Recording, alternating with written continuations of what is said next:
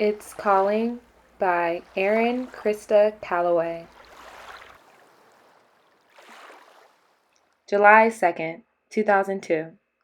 Coming to our vacation home on Kane's Island was his idea. He assured me it was for a chance to relax, get away from the noise of the city, and enjoy the summer sun, but I have come to the conclusion that he brought me here for other reasons. He wants to avoid me. I'm sure of it.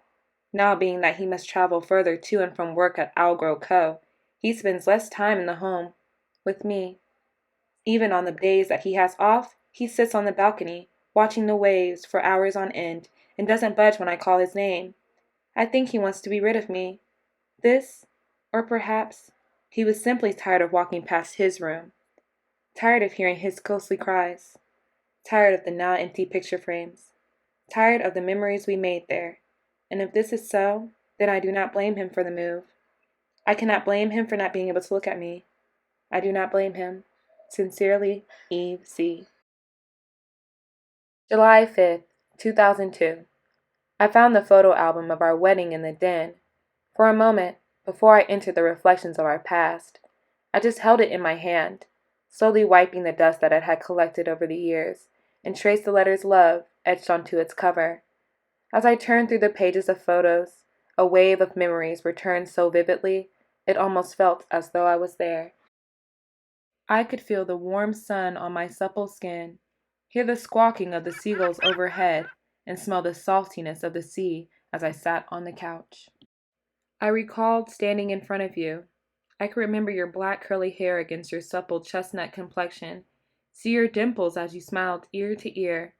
I remember looking up at you, my palms sweaty and my cheeks warm, and despite my obvious jitters, you took my hands into yours, squeezed them softly, and muttered, "You look beautiful." It made me melt. Our family and friends around us disappeared. It was just me and you that day, and every day that followed was that of a fairy tale. Until the man that comes home every night, he is not the person I married. The man that swept me off of my feet. The irresistible, charming man that once vowed to love me till death do us part. The man that walks through that front door, sometimes as late as midnight, with bourbon on his breath and heavy bags beneath his eyes. Although it looks like him, doesn't act like him, no longer compliments me, no longer touches me, no longer looks at me. He doesn't smile his golden smile, doesn't laugh his loud, boisterous laugh. As I sat in the den, I couldn't help but cry as I recalled the man I had married. I cried more when I realized I'd never see that man again. However, how can I be the one to cry?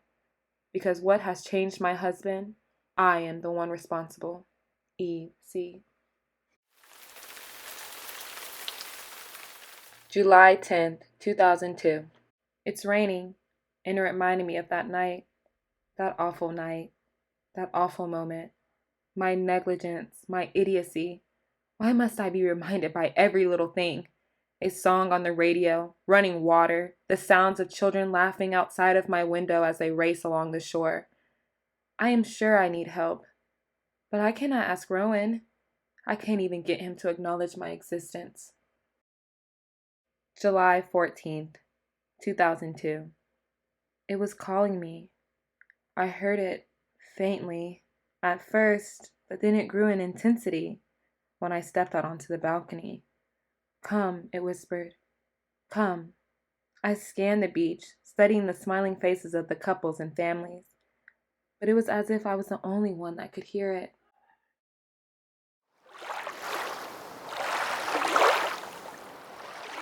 July 18th, 2002. I'm forgetting my days. I'm sure it's the 18th. Well, I may be wrong. My days are beginning to blur together. I follow the same schedule every day. Wake to an empty home, walk through the halls, a framed photograph in my hands. I sit on the balcony and watch the waves, cook dinner, and then sit at the kitchen table, studying the clock, the ticking, the only sound in the room, until I hear the sound of car tires crunching on the gravel outside of my home. Then I either set his plate on the table or leave it in the microwave. I have long stopped waiting at the table for him. When I did, he'd always leave me in the kitchen alone, muttering a soft thank you before he took his plate to the den. So instead, I lay in bed, awake, staring at the wall, knowing that it would be another lonely night as the sound of cheers from a soccer game drifts into my bedroom. I followed the voice. It led me to the shore. I came so close that my toes were kissed by the waves that rolled up to the beach. But as the chilly water touched me, I jumped back. Was that what it was like, Eli? Cold?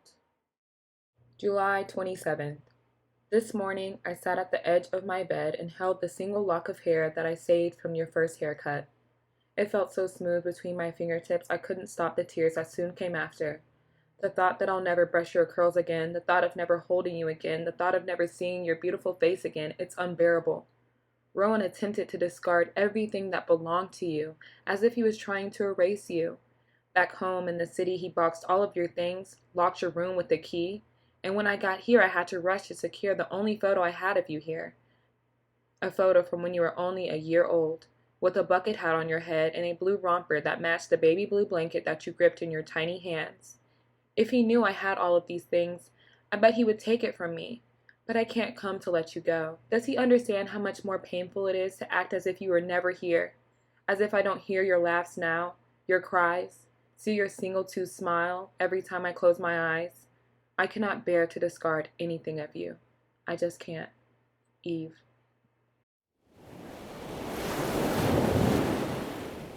I keep hearing it. It's telling me to come. I can never tell if it's saying come to sea or come to the sea. It's only a whisper at first, but it grows so loud whenever I am by the shore. Eli, is that you? July 30th. The day is approaching. The day that replays in my head over and over again. I need to expel these thoughts. They have become poison, rotting me from the inside out.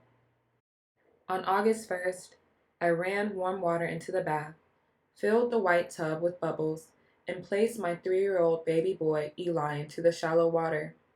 But then I heard my phone ring, and I immediately thought that it had to be Rowan. I was expecting his call since he was away on a business trip. He told me he'd call me right when he landed, but his flight had landed hours ago. My worry made me race to get my cell phone that I had left on the dinner table beside my baby's bowl of spaghetti. I was only going to be gone a second. I didn't hear him go under. I didn't hear the sloshing of the water from him struggling to sit up. I didn't hear a gasp for air, a cry for help. I hurried back, but I found him still, lifeless, under the water in the bubble bath. I can still feel his cold skin against my hands. A mother shouldn't have to bury her child, Eli. It should have been me instead. I think of it every day. The clock struck midnight when the silver sedan pulled up the driveway, crunching on the gravel as it came to a stop. Rowan exhaled as he pinched the bridge of his nose between his eyes.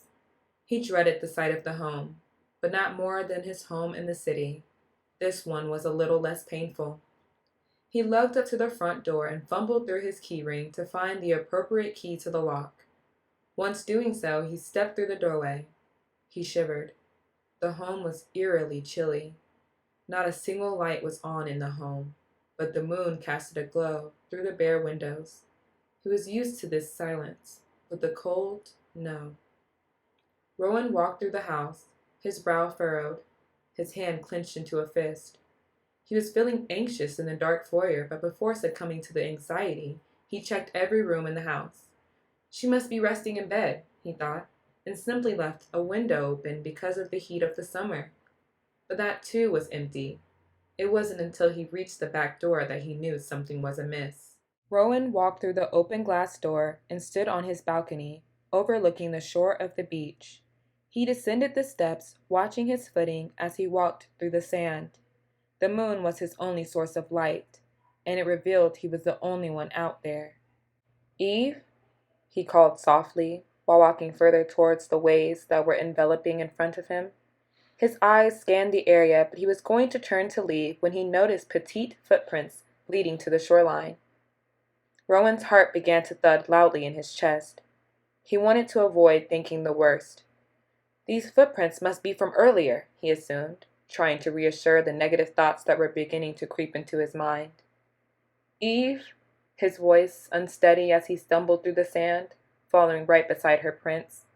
Eve! He was shouting now, over the crash of the waves. His voice was shrill and panicked. The waves rolled up to the shore and then back towards the moon repetitively. With every step closer to the crashing waters, his suspicion and worry intensified. And despite the chill of the night, a droplet of sweat formed on his forehead, which he quickly wiped away with his sleeve. Rowan stopped near the edge of the waves. They came up to the toe of his shoe and then pulled back again, when he noticed something purposely placed into the sand only inches away from him. He stooped and shuffled through the beach until his hands had freed a baby blue blanket. "No," he whispered at its sight. He carefully pulled the thin blanket upward as a blue leather-bound book became unwrapped in its fabric and fell onto the sand at his feet. His stomach knotted. He shook his head violently and murmured, "No! No!" Rowan dropped the contents found in the sand and frantically ran into the chilled ocean waters. "Eve!" he bawled. "Eve!" He pulled his legs through the waves.